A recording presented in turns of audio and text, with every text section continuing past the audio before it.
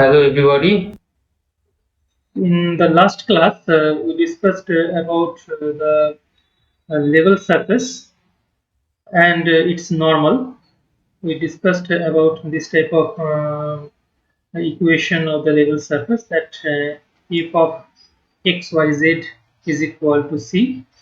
This was the implicit expression of a level surface, and assuming that x, y, z can have this kind of representation, that is actually the parametric representation under the condition that this Jacobian of f1, f2 with respect to u and v, if this Jacobian is not equal to 0, then we can convert this equation, that is the explicit form, that is the implicit form of the level surface, into an explicit equation like this.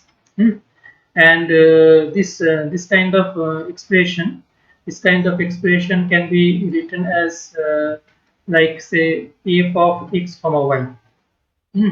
That would be the explicit representation f of x comma y.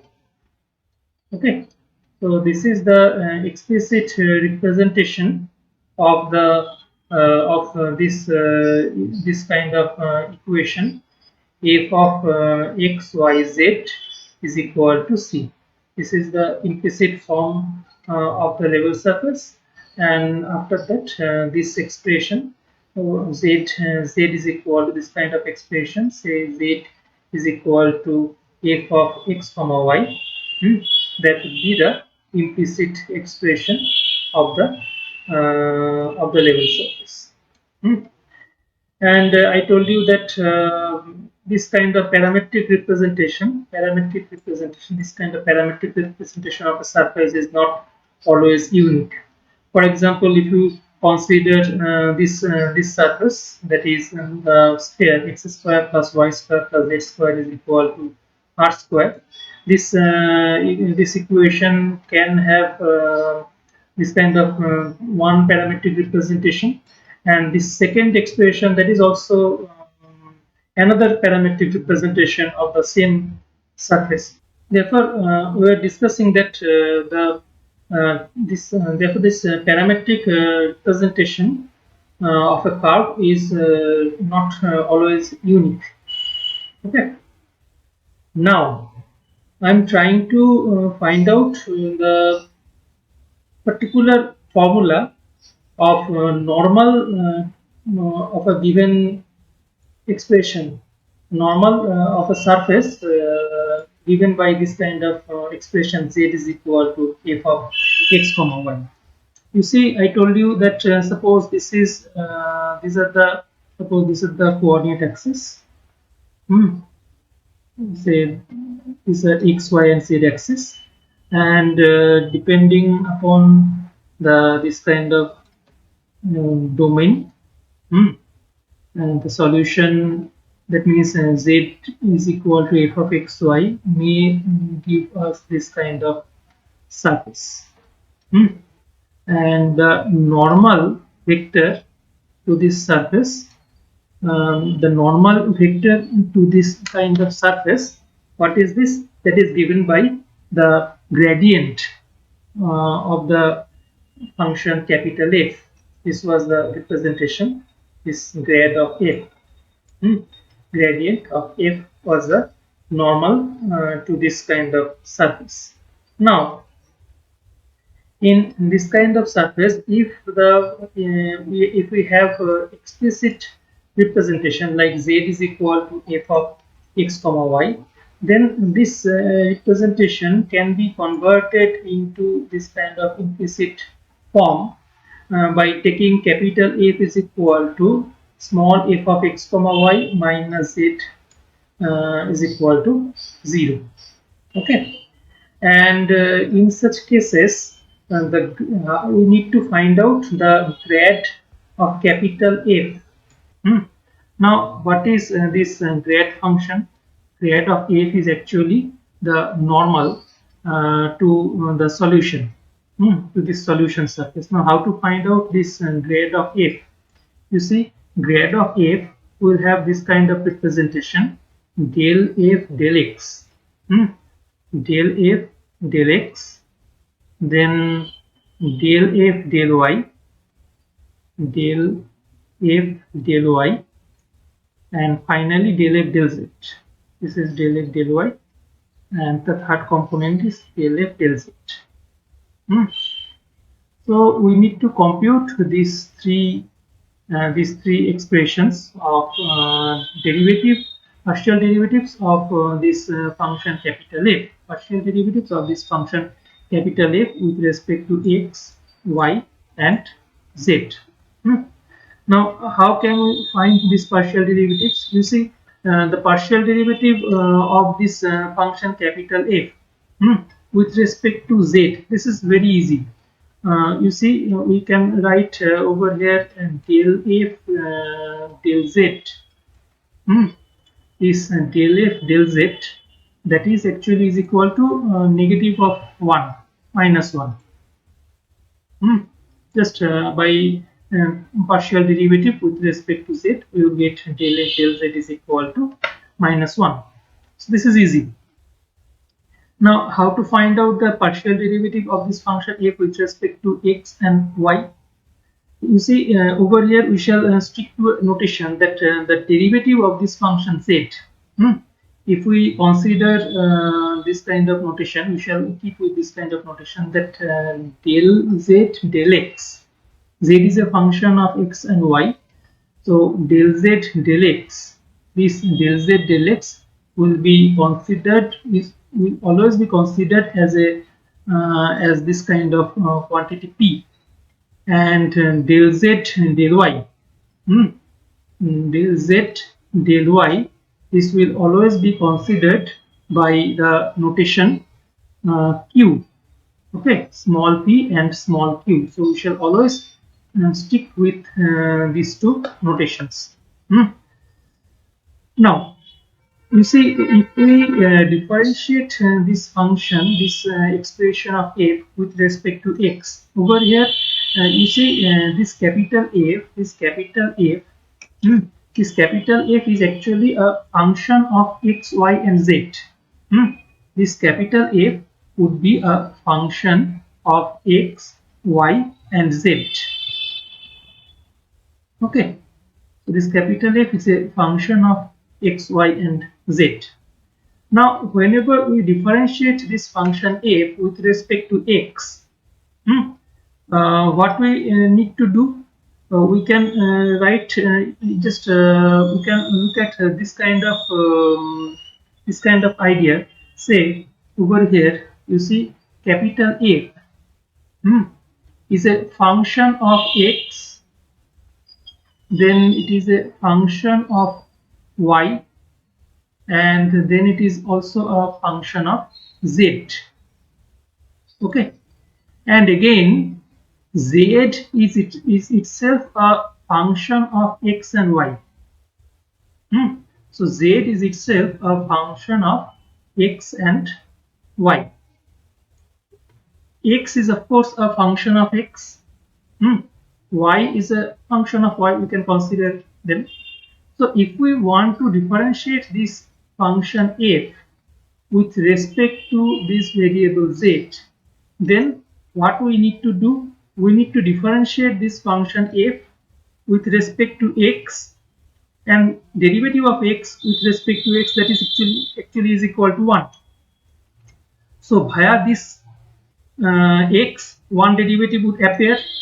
Via y, no derivative would appear because y is not a function of x. Y is independent of x. But via z, we shall have one path. Okay. So whenever we have derivative, I am just writing this in shortcut notation. Whenever we have this kind of partial derivative with respect to x, then via x, this is via x, that would be one path.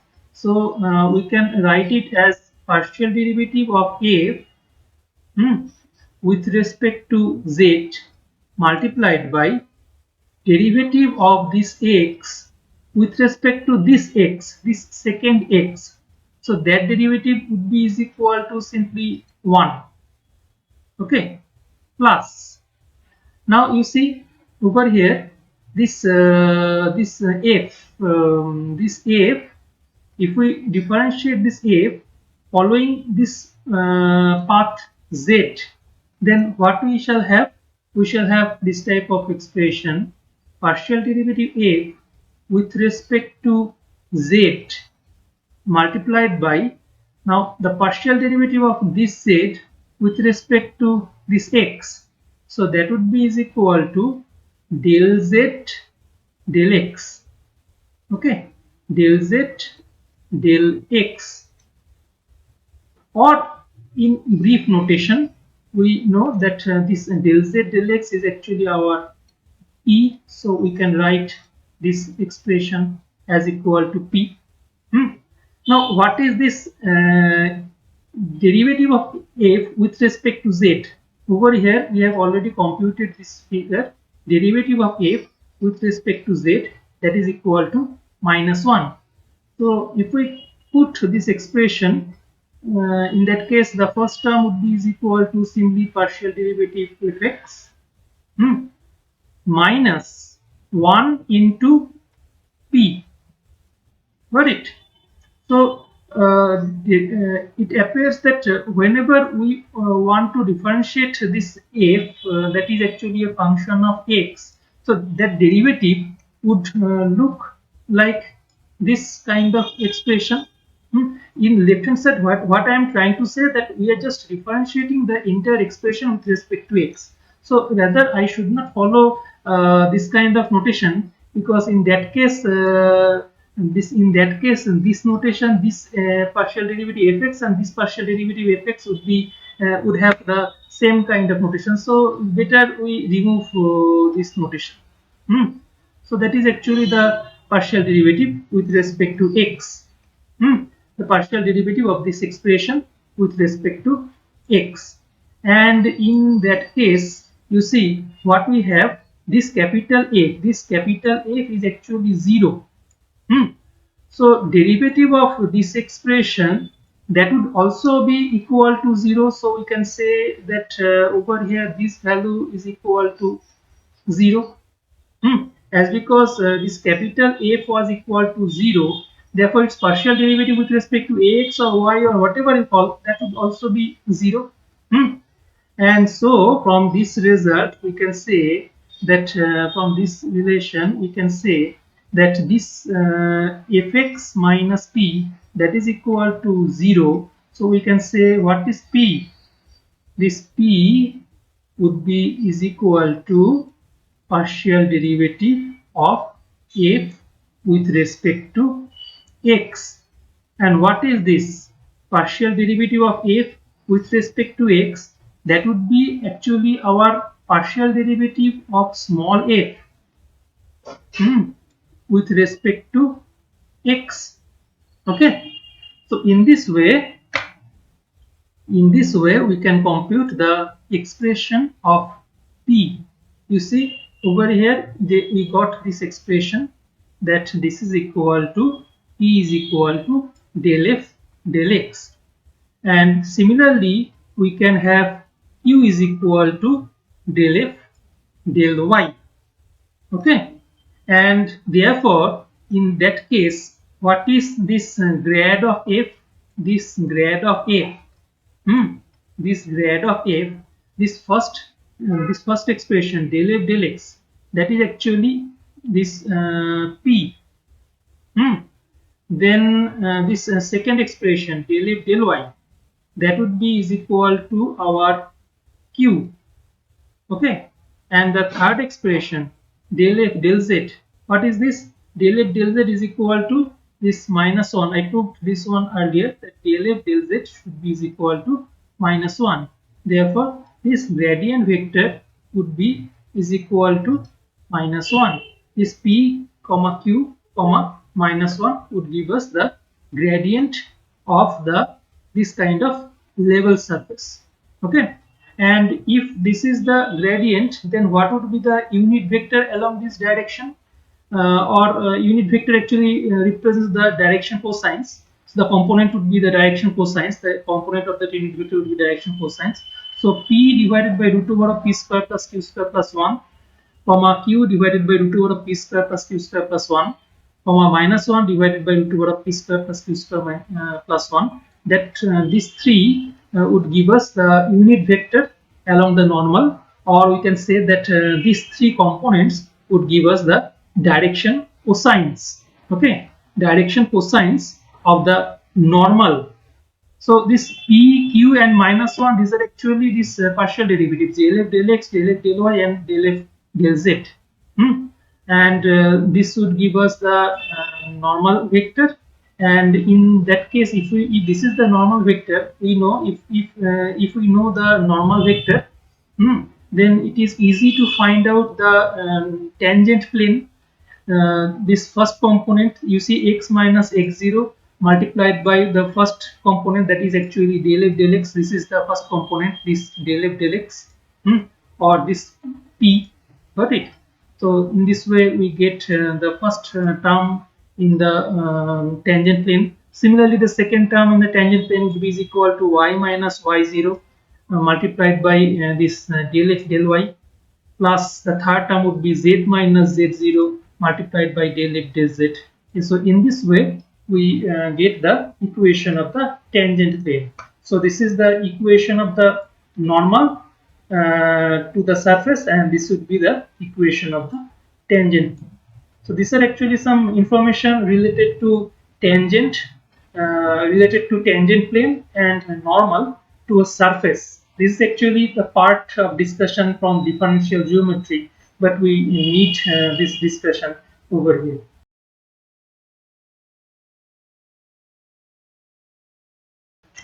This is the next topic of discussion: curves and their tangent lines. How to draw equation of a curve in three-dimensional space, especially in three-dimensional space, x, y, z, three-dimensional Euclidean space. We are mainly interested in three-dimensional Euclidean space. So as far as the vector equation is concerned, this r is equal to, the vector r is equal to some f of function, vectorial function f of t. That is a representation of vector equation of a curve in three-dimensional space, and the parameter t generally varies in certain interval, maybe from a to b.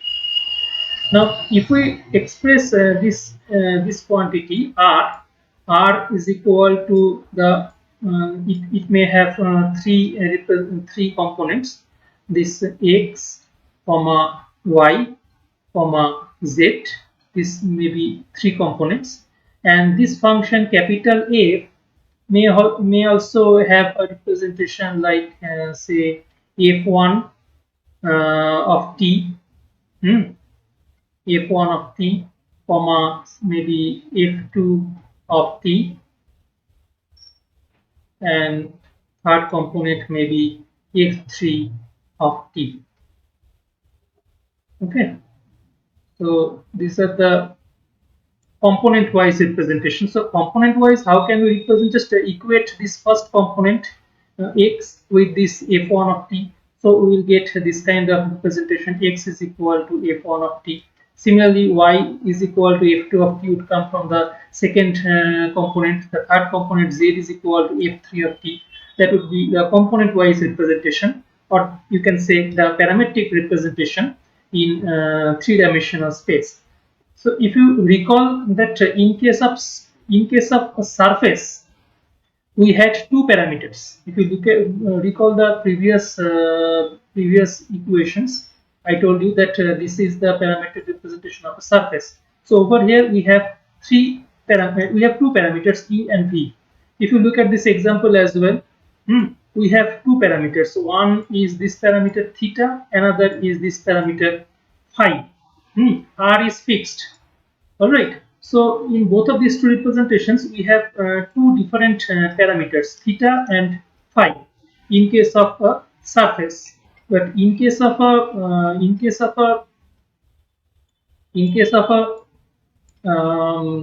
curve, in three-dimensional space, we shall have only one parameter. That is the main difference in between curves and surfaces in three-dimensional or higher dimensional space. In case of surface, we have two parameters in a three-dimensional space, and in case of a curve, we have only one parameter, just as it is shown over here by the parameter t.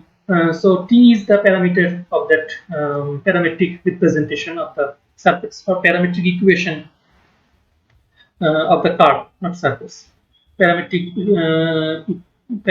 representation of the curve, or this is the parameter of the curve. Okay. Now it can be shown that this kind of vector, this is the first derivative of f1, this is the second derivative of f2, this is the third derivative of f3.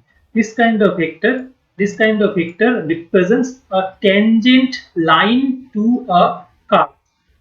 Suppose we have this kind of curve, okay, and over here, if we want to draw a tangent line or a tangent vector, then that kind of tangent vector at this point, under consideration at this point, okay, at this point, this tangent vector would be given by this kind of derivatives. That is actually, you can say that this is actually this vector value function f prime of t.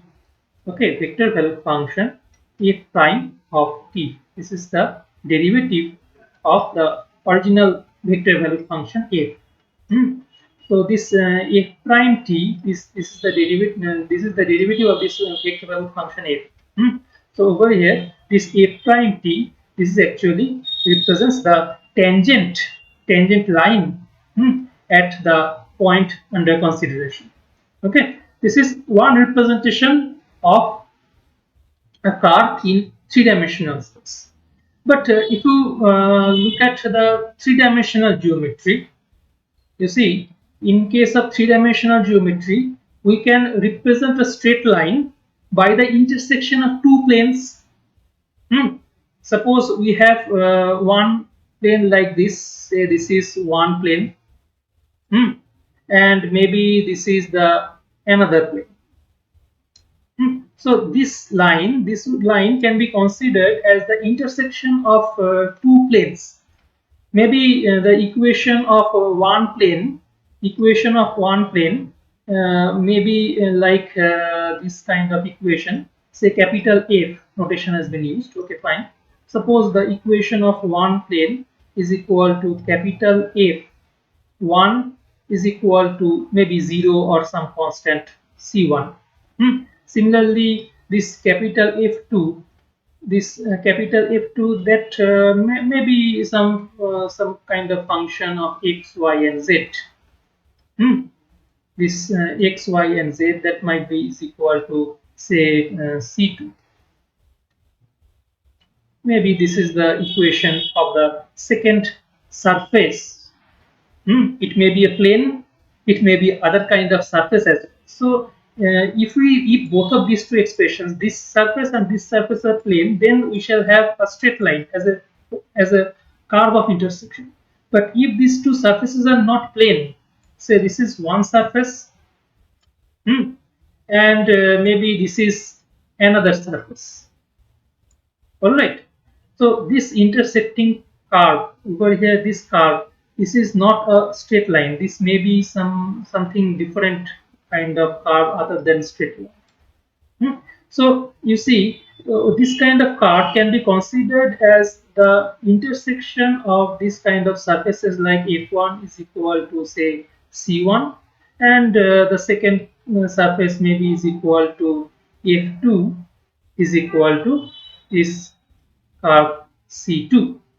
Okay, that's why a curve can also be considered a curve in three-dimensional space can also be considered by the intersection of these two surfaces. These are actually level surfaces.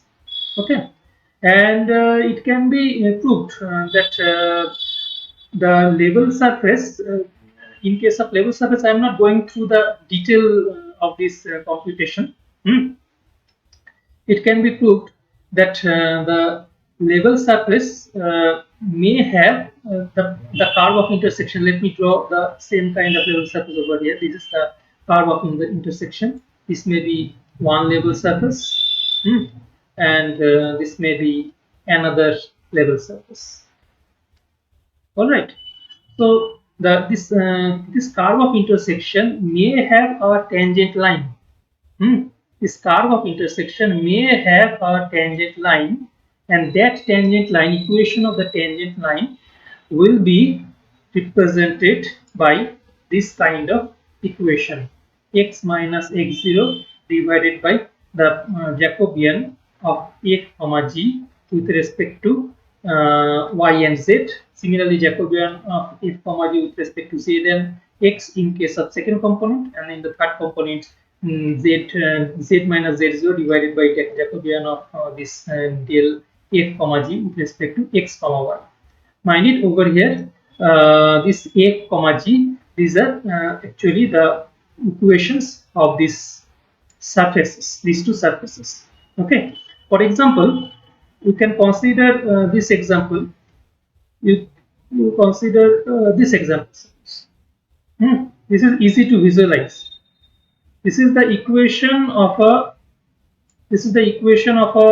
sphere, and this is the equation of a plane. So sphere and a plane. This is the equation of a sphere passing through the origin with radius 1 unit, and this is a plane passing through the origin. Okay, so of course they will intersect, and the line and the curve of intersection would be a circle. Now, on a circle, if we want to find out this kind of tangent line, at which point? At this point, at this kind of point, you can verify that this point lie on both of these two surfaces. That means on this curve, that means the on this surface, that means the sphere, as well as on this plane x plus y plus z is equal to 0. You can verify this result. Now the question is that how to compute the tangent line. So over here, if you shift this one on the left hand side, then we will have this equation for the first surface, capital F is equal to 0. For the second surface, capital G is equal to 0. And now we apply this formula directly. We find the Jacobian, these three Jacobian, this Jacobian, this Jacobian, and this Jacobian. We find these three Jacobians, and then we can compute their values at the point. This is the computation of the Jacobian. This is the second Jacobian, and this is the third Jacobian at this given point. At this given point. Okay. So we can compute the values of this Jacobian at those at the given point, and finally we get the equation of the tangent line. This kind of tangent line. Okay, the equation of this kind of tangent line, where the tangent line to this kind of curve of intersection of these two surfaces. This is one surface. This is another surface. So in this way, we can compute the tangent lines or tangent vector on the line of intersection of these two given surfaces.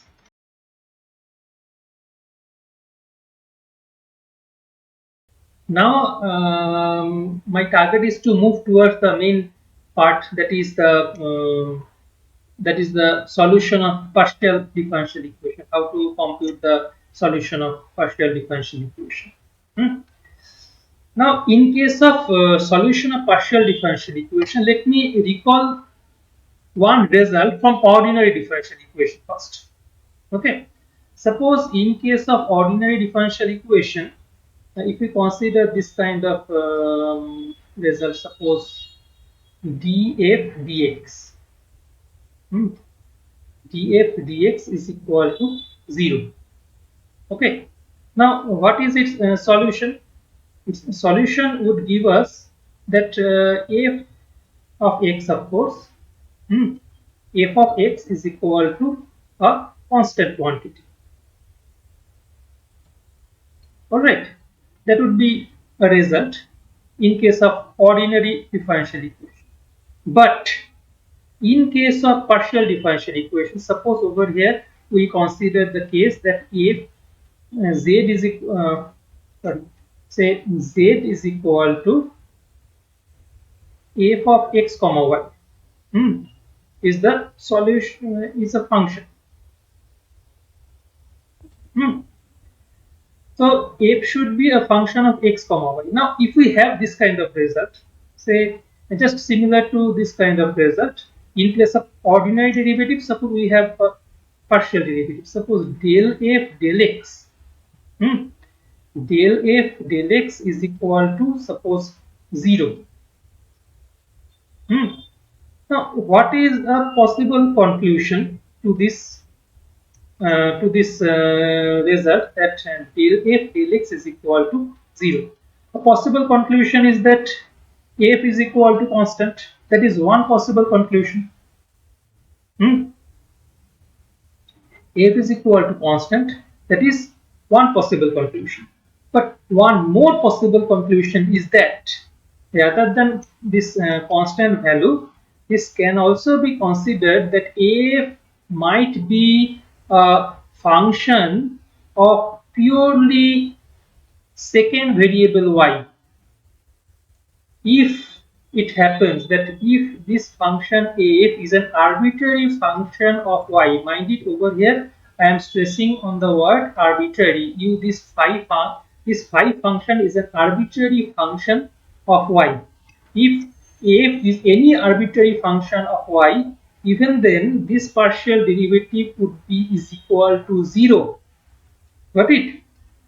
So in case of ordinary differential equation, we used to call that f is certain arbitrary constant. If f is certain arbitrary constant, then its partial derivative becomes is equal to 0. But over here, then its ordinary derivative becomes is equal to 0. But in case of partial derivative is equal to 0, it means that f would be independent of small x. Okay, f would be independent of small x. It means that f might be any arbitrary function of the remaining variables. That is one issue, a new kind of issue that takes place in case of the solution of partial differential equation. It may so happen that that some arbitrary constant takes place. Maybe some arbitrary constant c is also there. It doesn't matter. Hmm. But whatever it is, f is equal to some arbitrary function of y, maybe some arbitrary constant. Whatever it is, the partial derivative becomes always equal to 0. So in the solution of partial differential equation, in place of arbitrary constant, we actually get arbitrary function of the remaining variables. That point has to be very careful. It is to be remembered, everyone, that whenever we want to solve a differential equation, or whenever we want to solve a partial differential equation particularly, in case of partial differential equation, integration process means this would generate an arbitrary function. Okay, not always arbitrary constant. That is a more general case than this kind of arbitrary constant. This is not a constant, this is a function, but arbitrary function of y, mind it. Okay, so that is the new idea that takes place whenever we solve a partial differential equation. This is one result that you need to remember.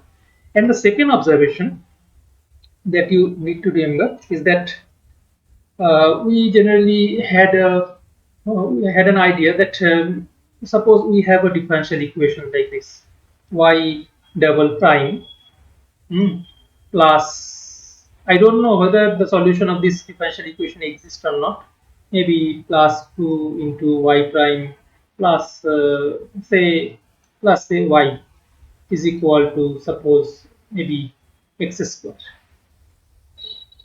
Or particularly don't take it x square. Let's consider some easy example. Say is equal to 0. Now, in this kind of equation, what we do, we generally consider a trial solution, like say a into e to the power of mx, something like this, hmm. and maybe mx or maybe m of t, whatever you call. Now, in such cases, we generally construct the auxiliary equation like this: m square plus twice m, hmm, plus maybe 1 is equal to 0, and then you find the solution to the auxiliary equation. Over here you will get m is equal to minus 1 two times. So ultimately the solution would be is equal to y is equal to some arbitrary constant c1 plus c2x, hmm, multiplied by e to the power of mx. What I am trying to say, or e to the power of x, not m, e to the power of x, because minus x, m would be is equal to minus 1. Hmm. What I am trying to say is that we get two arbitrary constants. We have a result from the fundamental theorem of differential equation that whenever we want to solve a differential equation, a second order differential equation, then we will get two arbitrary constants. One is c1 and another is c2. Hmm. But in case of partial differential equation, the situation is little bit different. Hmm. Now, how to find the solution of a partial differential equation? Rather than going into this detail, let's try to find out an example over here. Hmm. Let's discuss an example. It would be easier for you. Say this example. Consider this example. Z is equal to ax plus by plus a into b. Over here, a and b, these are two arbitrary constants. So we need to eliminate these arbitrary constants. Now, how to eliminate this arbitrary constant from this relation? This is the given relation. We just differentiate this relation with respect to x. Then what we get? Del z del x. What is del z del x? You see, del z del x would be equal to the coefficient of x, that is actually a. So del z del x is equal to a, or we can say we are generally habituated to take this del z del x is equal to a small p. So del z del x is equal to a means p is equal to a. That is one result. P is equal to a. We get one result. Similarly, we can differentiate it with respect to y, and we will get that b is equal to del z del y, or b is equal to q. So what is a? A is equal to p and b is equal to q. So in place of a, we just put p, and in place of b, we just put q. So we get the final relation over here. That would be the partial differential equation, that z is equal to px plus qy plus p into q. Z is equal to px plus qy plus p into q. Now you observe over here, a very careful observation is there, that we have two arbitrary constants over here, a and b. But whenever we have two arbitrary constants, we expect that we need to differentiate it two times in order to eliminate two arbitrary constants. But over here, you find that theoretically speaking, in order to eliminate two arbitrary constants, we need three equations. This is equation number 1, this is equation number 2, and this is equation number 3. So we got three independent equations just by considering only first order derivatives. Got it? Just by considering only first order derivatives, we got three equations involving the unknown quantities a and b, or this arbitrary constants a and b. So in order to eliminate two arbitrary constants or two arbitrary parameters, it is sufficient to have three equations, and we are there. That's why we have successfully eliminated and got this relation z is equal to px plus qy plus pq. P is the first order partial derivative, Q is also first order partial derivative. Therefore, this equation is actually a first order partial differential equation. We don't need to generate any second order partial differential equation in order to eliminate two arbitrary constants. Got it? So you please be very careful about this notation, that sometimes in case of this kind of easy examples as well, you generally make mistakes that we have two arbitrary constants, so we need to differentiate it two times. It is not the fact over here. Just the idea is that we need to generate, in order to eliminate two arbitrary parameters a and b, we need to generate three independent equations like this. And if it is achieved by only differentiating one times with respect to x and y, then also it is possible to get a partial differential equation out of this kind of solution. So this is the one point that we need to highlight over here.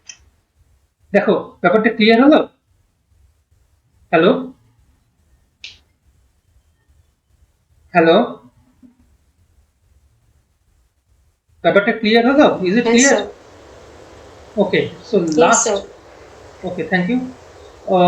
So lastly over here I am trying to show you how can we generate a partial differential equation. And that actually comes from this kind of result. Let's discuss some examples first. And if time is there, then we will discuss some theoretical result out of it. Consider this kind of example. You see, z is equal to f of x plus I into t, and g is equal to x of plus g of x minus I. The z is equal to f of x plus I into t plus g of x minus I into t. What is I? I is equal to root over of -1. And we need to form a partial differential equation. So over here we have arbitrary functions f and g. So partial differential equation can be formulated by eliminating arbitrary constant as well as by eliminating arbitrary functions. Clear? Over here in this example we have two arbitrary functions, f and g. And it is my personal experience that I found that whenever we have two arbitrary functions, then generally we get second order partial differential equation. Got it? So over here we have two arbitrary functions.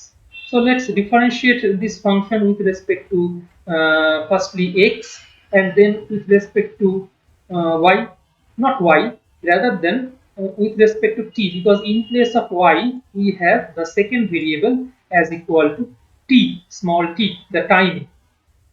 So x is a space variable, t is a time variable.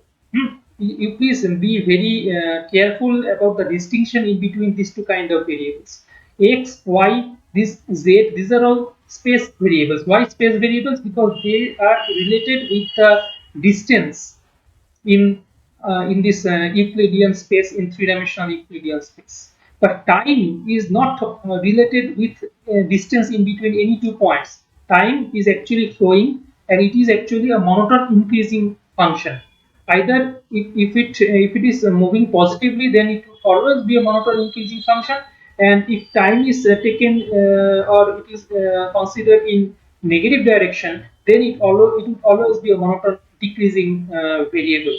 Okay, but x and y, so the value of these quantities may be sometimes larger, maybe smaller. It does not have any definite pattern that x is always increasing or decreasing. It does not have this kind of definite pattern. So you have to be very careful about the distinction in between the space variable and the time variable.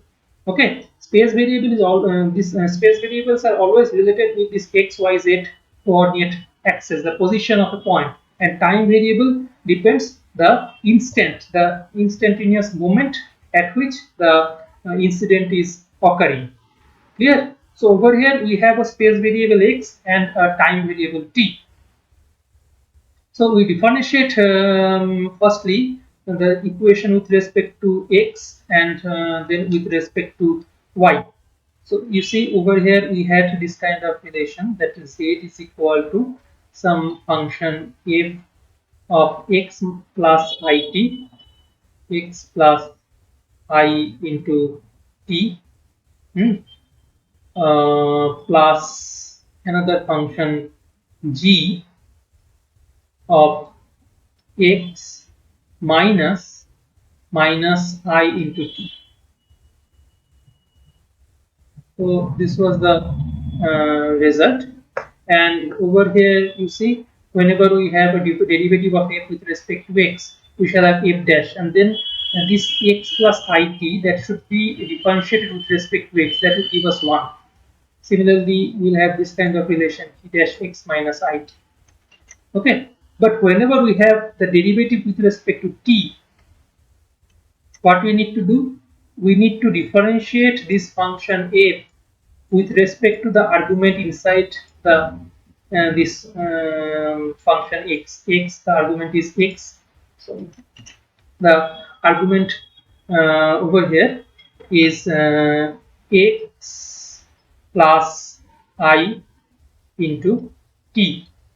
Okay, so whenever we differentiate it with respect to time t, we have a derivative of f, and then the derivative of this expression by chain rule, derivative of x plus it with respect to time. So that would give us 1i. Got it?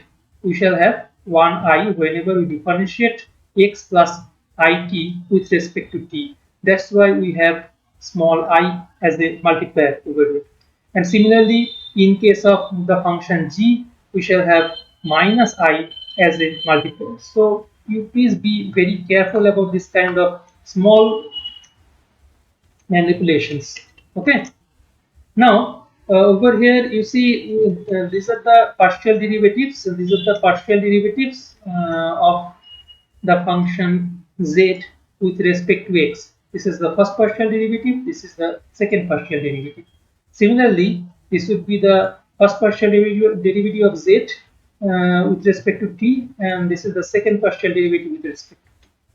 And we observe that over here, if we add this equation number 2 and this equation number 3, then we will have this kind of relation.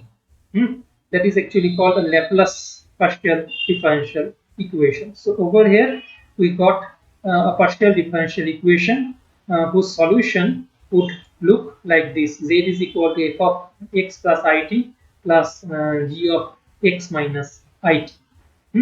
So in this way we can formulate and construct a partial differential equation.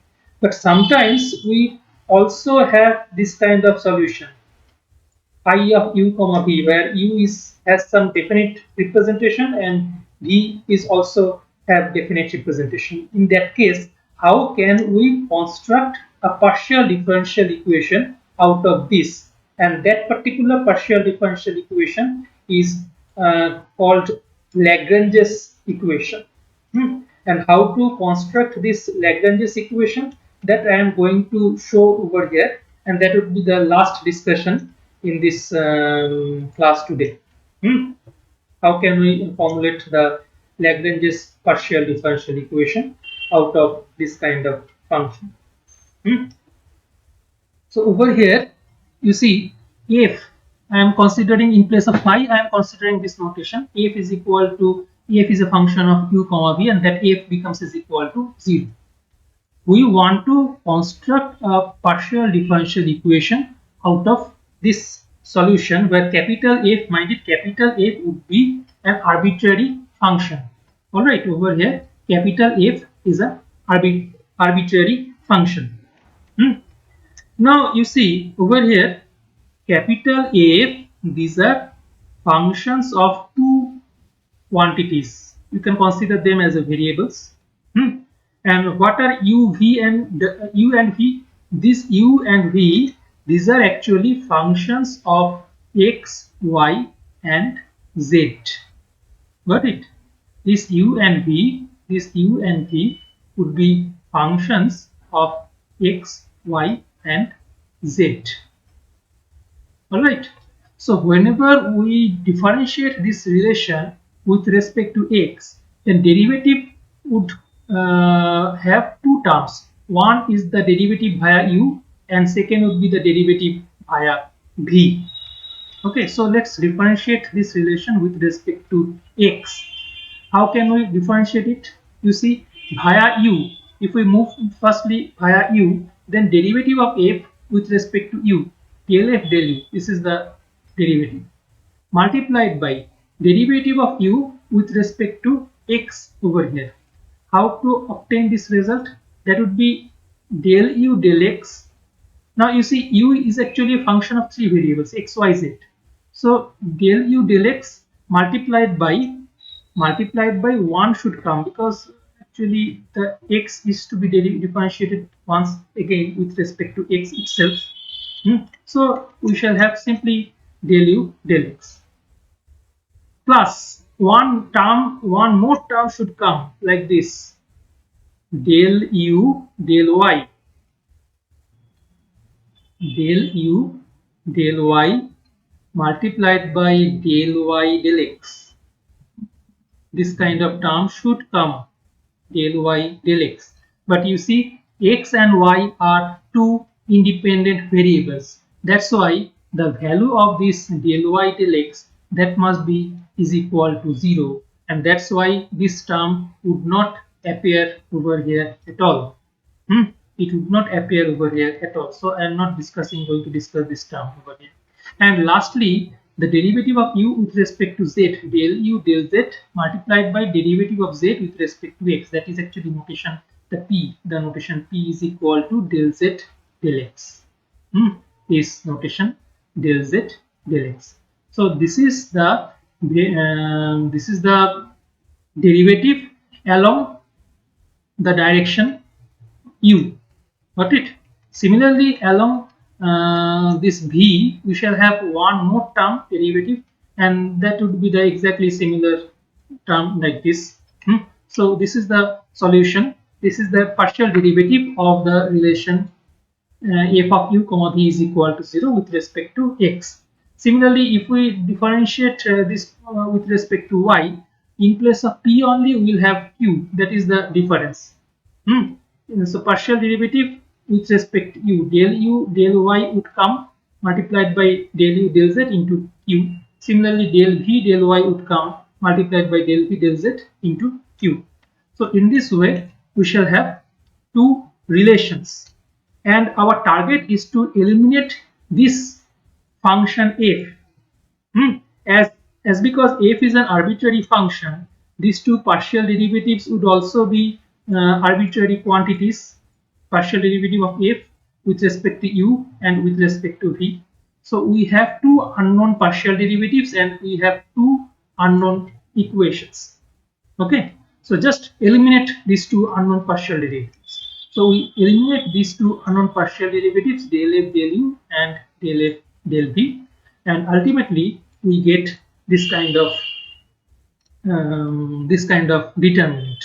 And whenever we expand this kind of determinant, we ultimately get this kind of relation, p into Jacobian of del u, Jacobian of uv with respect to yz, plus q Jacobian of uv with respect to yz, that is equal to Jacobian of uv with respect to xy.